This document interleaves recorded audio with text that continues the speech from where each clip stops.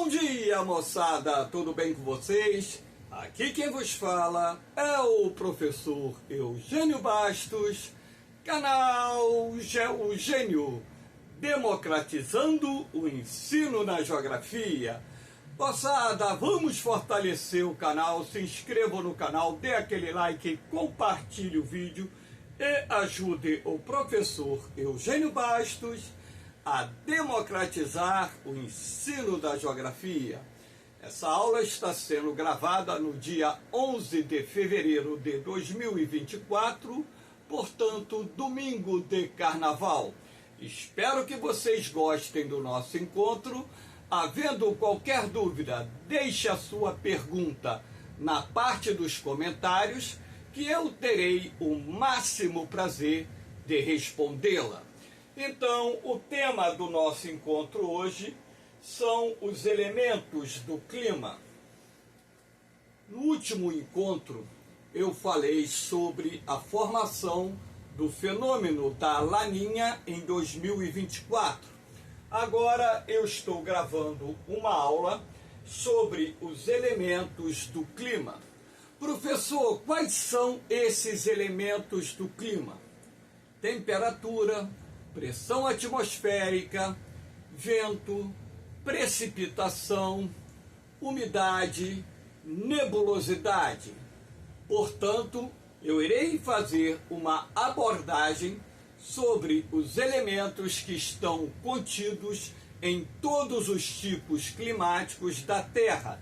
E nada melhor do que essa imagem para mostrar a vocês características diferenciadas das condições do tempo, que são também determinadas pelos elementos ou variação dos elementos do clima nas mais diferentes regiões do planeta. Começamos a falar sobre a influência da latitude na temperatura. Então, quando se estuda os fatores do clima ou fatores climáticos, nós procuramos identificar a influência desses fatores no clima. E a influência desses fatores não é só na temperatura, mas em todos os elementos do clima. Então, comecei com a influência da latitude. Nós vimos que, reparem esse desenho, que os raios solares incidem perpendicularmente sobre a zona equatorial da Terra. E na medida em que nós nos afastamos da linha do Equador, ocorre uma maior dispersão da radiação solar sobre a superfície, e isso se deve à forma esférica da Terra.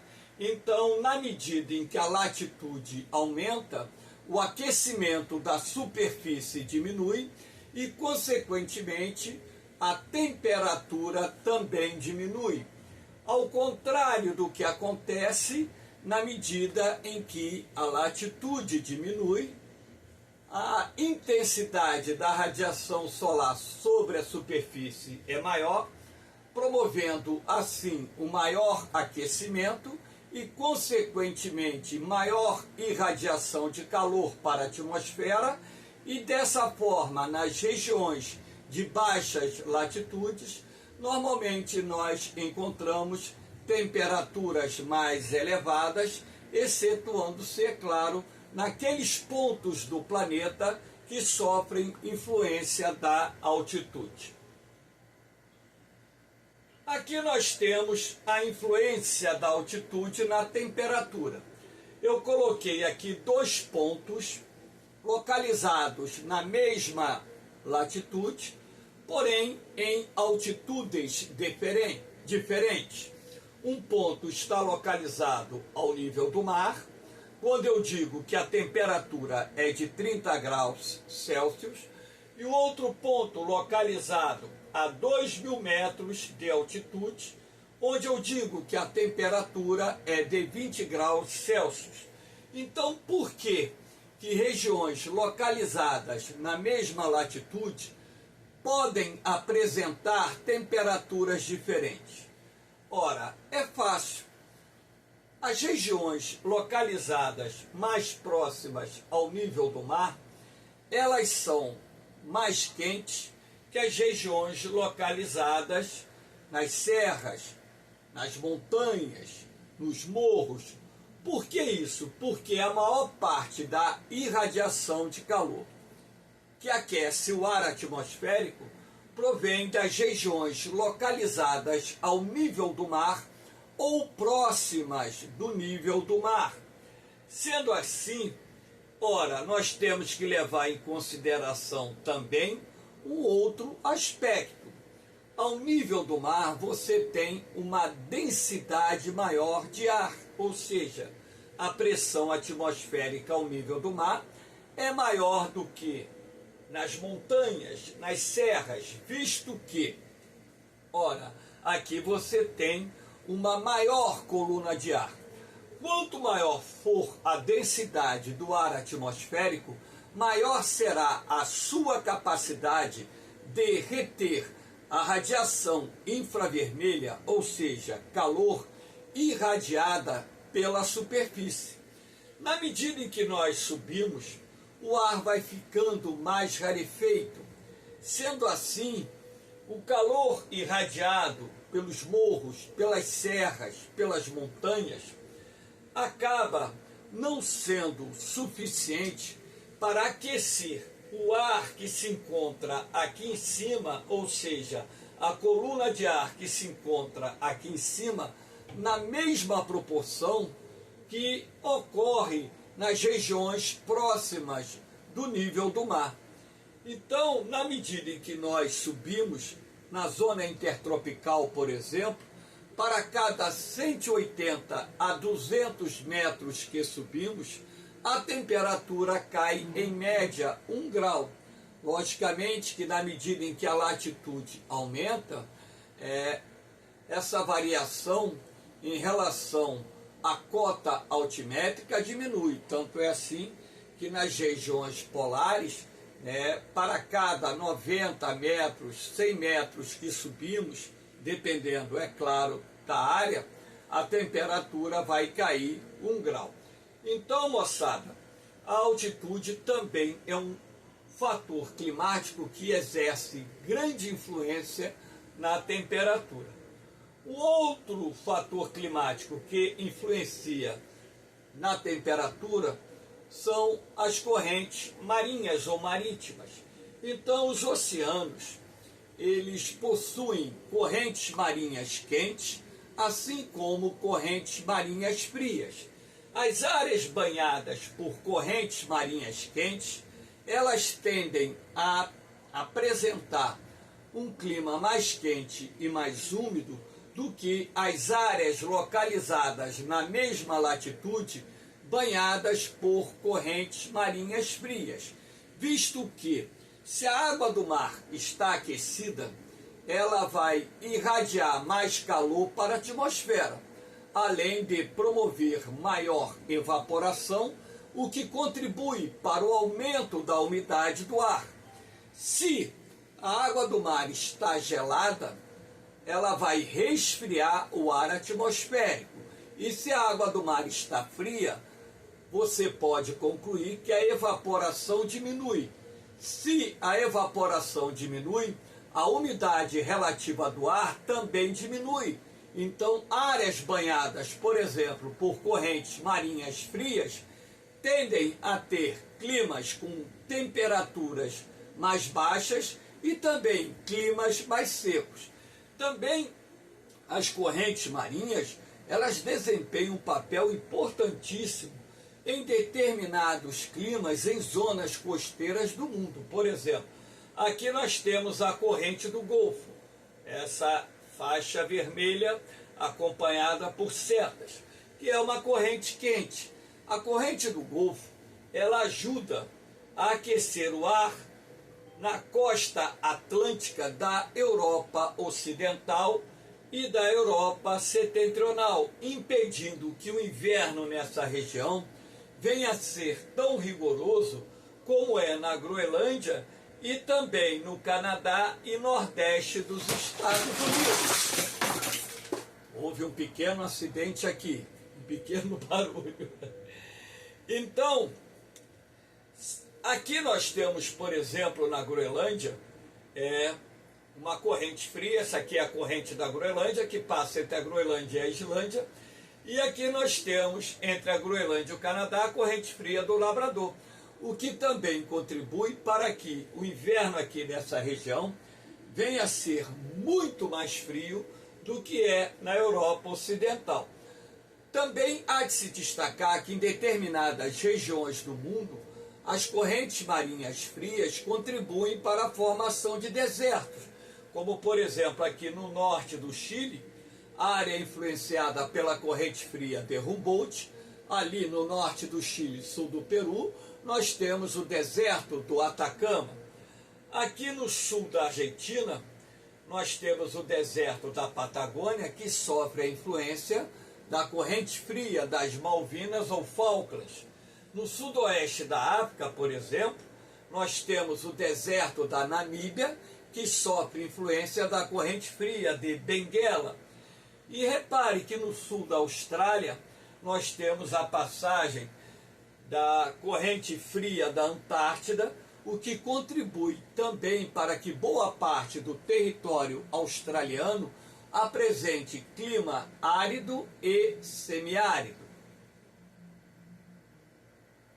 Aqui nós temos a influência da maritimidade e continentalidade, aproveitando aqui esse mapa da Europa, quando então eu digo que a Europa Ocidental apresenta climas que sofrem influência da maritimidade e a Europa Oriental, climas que apresentam influência da continentalidade.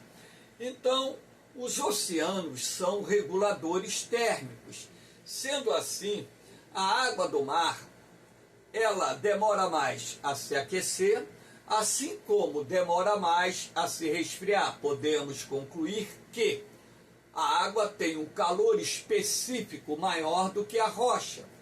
Então, se a água do mar leva mais tempo para se aquecer e leva mais tempo para se resfriar, na verdade, os oceanos passam a funcionar como reguladores térmicos. A amplitude térmica nessas áreas não será tão elevada. E como a maior parte da umidade do ar provém da evaporação que se processa nas águas oceânicas, regiões que apresentam influência da maritimidade também possuirão climas mais úmidos. Mas a ideia aqui é falar da temperatura, a influência da continentalidade. Ora, as rochas possuem menor calor específico, sendo assim, durante o dia se aquecem mais rapidamente, durante a noite se resfriam mais rapidamente. Sendo assim, os climas continentais irão apresentar amplitudes térmicas diárias, mensais e anuais mais elevadas, invernos mais rigorosos e verões mais quentes, quando comparados a localidades que se encontram na mesma latitude, porém sofrendo a influência da maritimidade. Então, a distribuição de terras e mares, o efeito da continentalidade, o efeito da maritimidade, também contribuem para diferenças de temperaturas em regiões localizadas numa mesma latitude. Aqui nós temos a pressão atmosférica. Pressão atmosférica nada mais é do que o peso que o ar exerce sobre a superfície. Então, se nós compararmos duas regiões, uma localizada ao nível do mar e outra localizada numa região de relevo montanhoso, a pressão será maior na região litorânea, ou seja, ao nível do mar, visto que a coluna de ar aqui é maior. Repare aqui a coluna de ar destacada nesse azul. Repare aqui o tamanho da coluna de ar é menor, razão pela qual, independentemente da temperatura, a pressão atmosférica aqui, nas regiões mais elevadas, será menor. Basta lembrar que os gases mais pesados se concentram a baixa altitude. Sendo assim, na medida em que nós subimos, o ar vai ficando mais rarefeito. Se o ar fica mais rarefeito, consequentemente, a pressão que ele exerce sobre a superfície diminui. A pressão atmosférica também irá variar de acordo com a temperatura, que eu coloquei 2 pontos. Um ponto com a coluna de ar quente, outro ponto com uma coluna de ar frio. Vocês podem observar pelas setas que onde o ar está frio, você tem o movimento de subsidência, descida. E onde o ar está quente, você tem o movimento de ascendência, subida. Ora, se nesse ponto aqui o ar está mais aquecido, basta lembrar que o ar quente, ele sobe. Se ele sobe, a pressão que ele exerce na superfície diminui. Se aqui você tem uma área mais fria, onde o ar está exercendo o movimento de subsidência, consequentemente, se o ar aqui está descendo, ele vai exercer maior pressão sobre a superfície. Então, a pressão atmosférica irá variar de acordo com a variação da altitude, assim como de acordo com a variação da temperatura. Agora, no contexto da variação da temperatura, nós devemos lembrar que isso só é válido para regiões que apresentem altitudes relativamente semelhantes. Nesse outro slide eu estou aqui colocando a Terra para mostrar a vocês a distribuição dos centros de alta e baixa pressão nos médios e altos níveis da atmosfera, não aqui a nível de superfície. Na zona do Equador você tem BBT, baixa pressão térmica. Nas imediações dos trópicos, nós temos alta pressão dinâmica. Isso se deve à questão da circulação do ar. Aqui nós temos, nas imediações dos círculos polares, BBT, baixa pressão dinâmica. E nas regiões polares, alta pressão térmica, APT.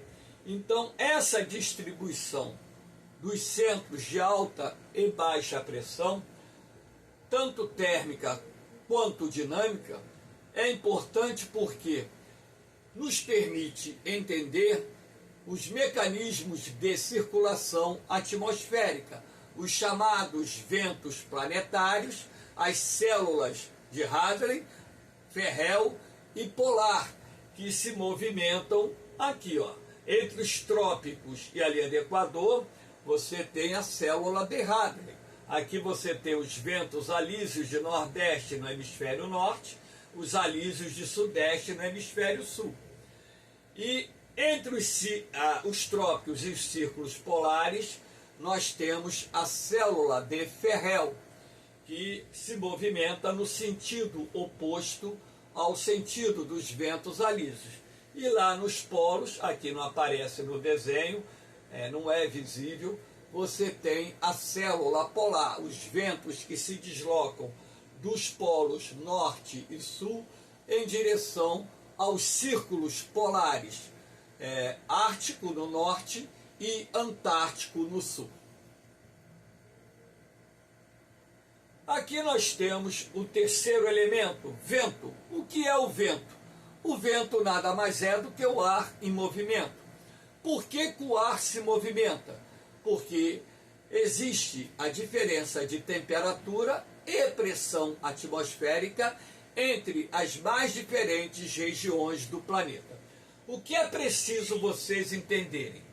Esse mecanismo do vento. Então, basta lembrar que nas áreas mais frias, a pressão atmosférica é maior. Nas áreas mais quentes, a pressão atmosférica é menor. Repare a seta. O vento sempre irá soprar de um centro de alta pressão em direção a um centro de baixa pressão, e a velocidade do vento será determinada pela diferença da pressão atmosférica entre os dois pontos. Ou seja, quanto maior for a diferença da pressão atmosférica entre os dois pontos, maior será a velocidade do vento.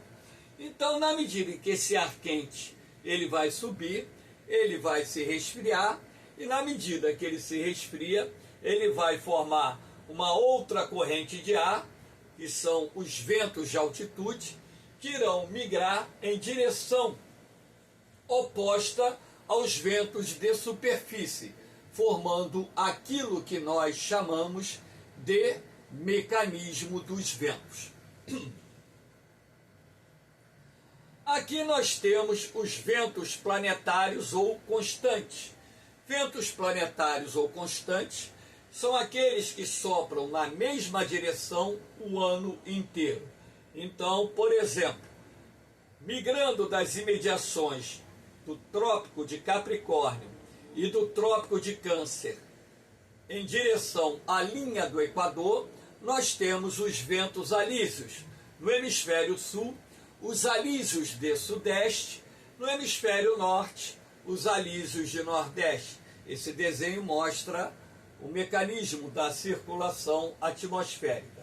É aqui que nós temos a célula de Hadley. Migrando das imediações dos trópicos em direção aos círculos polares, nós temos os ventos de oeste, aqui, ó. E migrando dos polos em direção aos círculos polares, os ventos polares. Então, vento planetário ou constante é o nome que se dá aos ventos que sopram na mesma direção o ano inteiro. Não são ventos de superfície. Esses ventos sopram algumas centenas de metros acima da superfície, sempre na mesma direção. E aqui nas imediações da linha do Equador, onde nós temos a convergência dos ventos alísios, se forma a zona de convergência intertropical ou frente intertropical, que é uma faixa de instabilidade atmosférica responsável pelas chuvas ou parte das chuvas que caem no entorno do Equador terrestre ao longo do ano. Aí no canal Geogênio existe uma aula específica sobre a ZECIT, a zona de convergência intertropical, e a zona de convergência do Atlântico Sul. Assiste que vocês vão gostar. Aqui nós temos os ventos periódicos. Ventos periódicos são aqueles que numa determinada época sopram numa direção e numa outra época na direção oposta. Dentro desses ventos, os mais importantes nós chamamos de monções. Então, quando se fala em mecanismo das monções ou ventos monçônicos, nós temos que destacar que o sul e o sudeste da Ásia é a principal região do planeta sob a influência do mecanismo das monções. Então, por exemplo, no inverno, os ventos sopram do continente em direção aos oceanos Índico e Pacífico. Por quê? No inverno, a pressão atmosférica está maior no interior da Ásia e menor sobre os oceanos Pacífico e Índico. Esses ventos são ventos continentais secos, razão pela qual no período do inverno chove muito pouco no sul e sudeste da Ásia. Todavia, no período do verão, repare que o centro de alta pressão ou os centros de alta pressão se encontram agora no Oceano Índico, e aqui não aparece, no Oceano Pacífico. E a baixa pressão está no interior da Ásia. Então, esses ventos passam a soprar do oceano para o continente. Como são ventos procedentes de regiões oceânicas atravessadas pela linha do Equador, onde a temperatura da água do mar está muito elevada, e, consequentemente, a evaporação é alta, esses ventos são quentes e úmidos e transportam muitas nuvens que serão responsáveis pela estação chuvosa que, dependendo da região, irá durar de 5 a 7 meses, em algumas áreas, inclusive, com um volume de chuva superior a 4.000 milímetros anuais. Então, o mecanismo das monções é muito importante. Isso já caiu algumas vezes em concurso e você, candidato, candidata, tem que ficar ligado nessa questão. Um outro vento periódico nós chamamos de brisas. Ao contrário das monções, as brisas elas ocorrem diariamente. Então, durante o dia que nós temos o sol,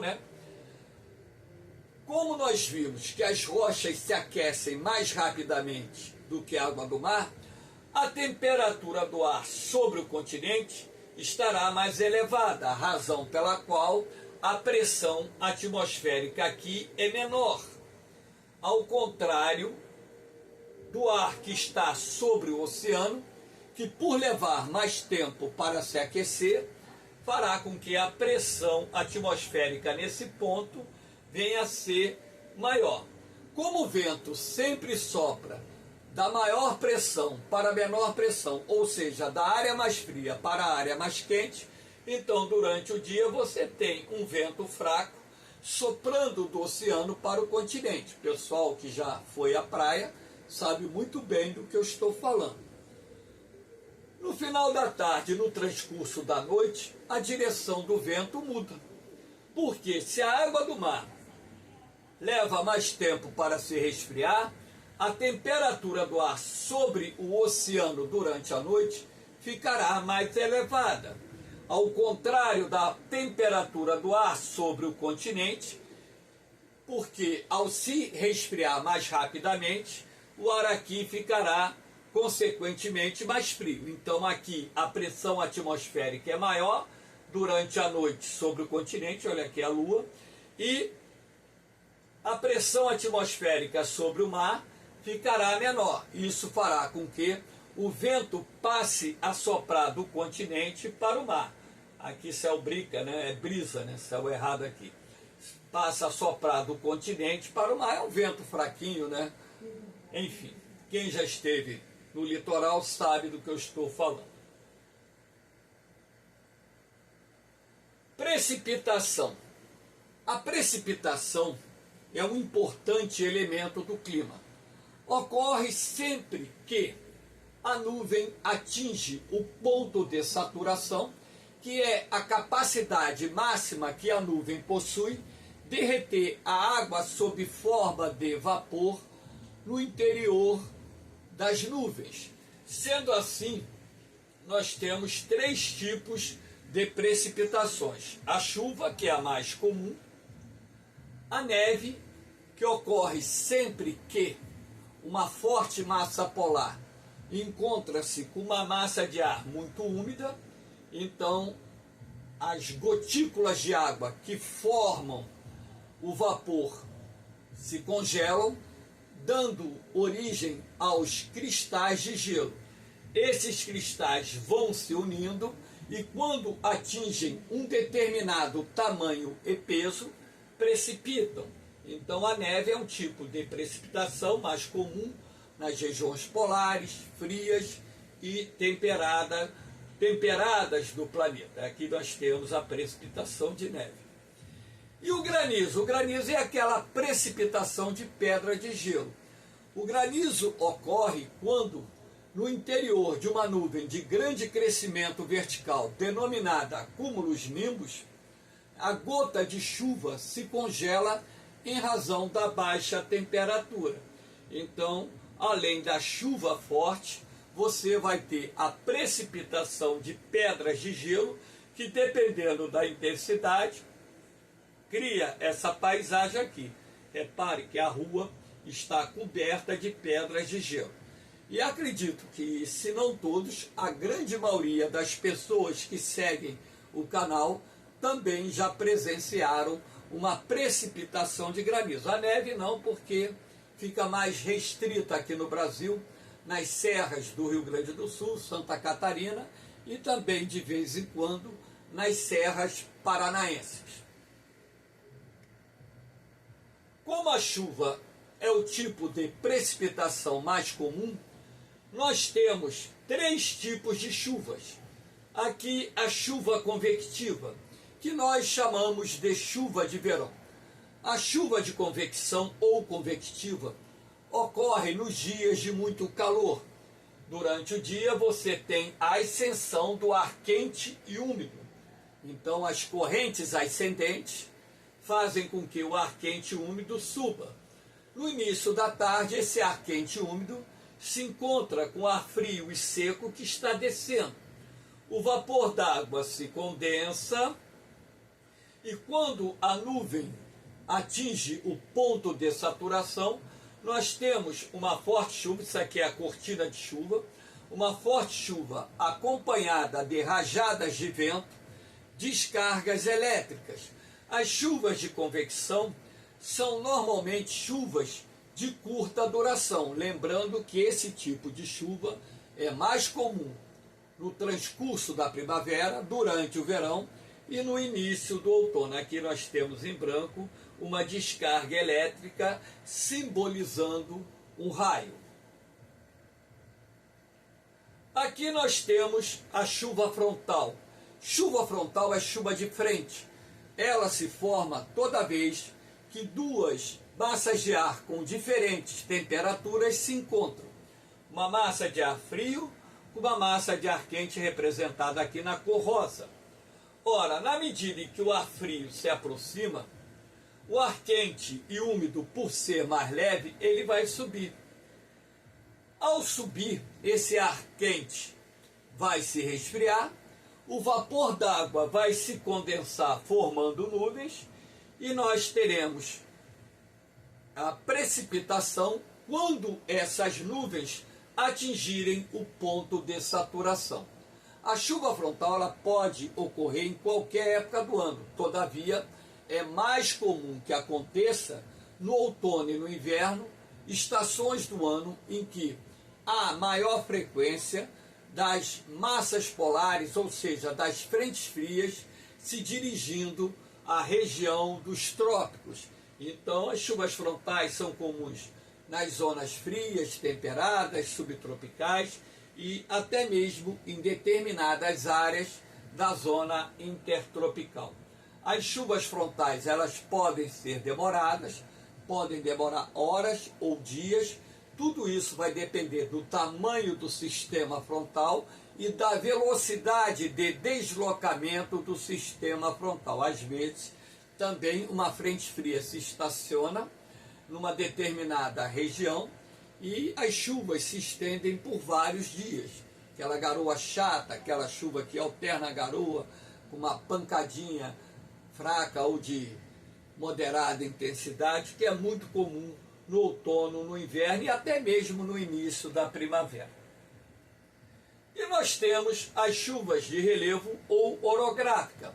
Essas chuvas ocorrem quando uma massa de ar úmida em deslocamento horizontal se encontra com um obstáculo do relevo, que pode ser um morro, pode ser uma serra, uma chapada, uma cadeia de montanhas, enfim.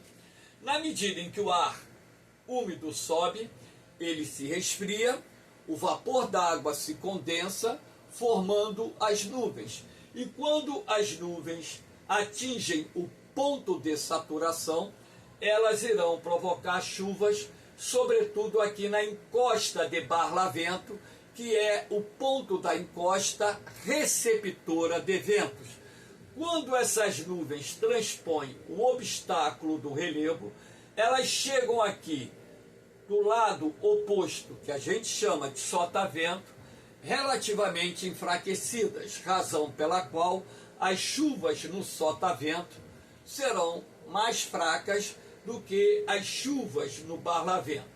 Então, chuva orográfica é muito comum nas regiões próximas do litoral, próximas do mar, mas também podem acontecer no interior dos países, Basta que haja uma massa de ar úmida em deslocamento horizontal e essa massa de ar se encontre com o obstáculo do relevo, criando as condições atmosféricas necessárias para a condensação do vapor d'água, formação das nuvens, saturação das nuvens e ocorrência das chuvas no barlavento.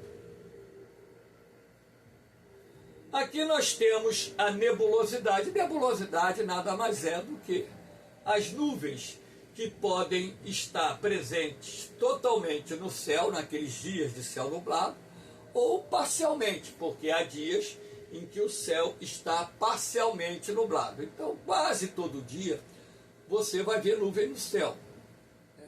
Mesmo até em áreas desérticas, você chega a ver fragmentos de nuvens. Então, a nebulosidade, ela se forma a partir da condensação do vapor d'água, e essa condensação do vapor d'água está relacionado ao resfriamento do mesmo. Então, o vapor se condensa quando o ar é resfriado. E essa condensação irá provocar nos pontos mais altos aqui da troposfera, não só mais altos, né, mas a 800, 1.000, 1.200, 1.500, 2.000, 4.000, 5.000 metros de altitude, a condensação e a formação da nebulosidade. E também tem aqueles dias, né, do outono, inverno principalmente, que o vapor d'água na madrugada, início da manhã, ele se condensa próximo à superfície, formando o nevoeiro. Então, o nevoeiro nada mais é do que uma nebulosidade resultante da condensação do vapor d'água no período da madrugada, início da manhã, ou seja, em noites muito frias, quando o ar tem uma umidade relativamente elevada e, sendo assim, formando aquela névoa a baixa altitude. Aqui nós temos a umidade do ar. A umidade do ar ela pode ser classificada em duas categorias. A umidade absoluta, que é a quantidade de vapor d'água contido na atmosfera num determinado momento, e a umidade relativa do ar, que é a relação existente entre a umidade absoluta e o ponto de saturação da atmosfera, ou seja, o ponto de saturação das nuvens. Da atmosfera não, das nuvens. Então aqui eu coloquei esse quadrinho aqui para mostrar a vocês que a umidade do ar é muito importante para a saúde humana. Então, se a umidade estiver abaixo de 12%, é caso de emergência. Isso pode causar em determinadas pessoas sérias complicações, inclusive levar a óbito. As pessoas têm que estar se hidratando e têm que usar um aparelho chamado umidificador para elevar a umidade no ambiente interno. Se tiver de 12 a 20%, alerta. De 21 a 30, atenção. De 31 a 40, observação. O nível adequado de umidade para a nossa saúde é acima dos 60%. Aqui no Brasil, por exemplo, áreas do interior do Nordeste, áreas do Brasil Central, ficam muito secas, né? Naquele período que vai de maio até outubro, novembro, por aí vai. Então, em determinados dias, a umidade do ar, a umidade relativa do ar está muito baixa, e a televisão mostra, né, a preocupação das autoridades, sobretudo médicas, dentro desse contexto da baixa umidade, que inclusive faz com que haja um aumento do número de pacientes buscando pronto-socorro, hospitais e por aí, postos de saúde e por aí vai. Moçada, espero que vocês tenham gostado desse nosso encontro. Enquanto os foliões estão brincando carnaval, eu estou aqui gravando aulas, né, para preparar não só os meus alunos das turmas de vestibular SpaceX Colégio Naval para os concursos, assim como aqueles seguidores do canal também possam ter a sua base de conhecimento aumentada para melhorar o seu desempenho nos concursos. Moçada, no mais, um beijão no coração de vocês, um forte abraço, fiquem com Deus, eu vou, Mas eu volto, hein? Fui! Não esqueça de dar o like, hein?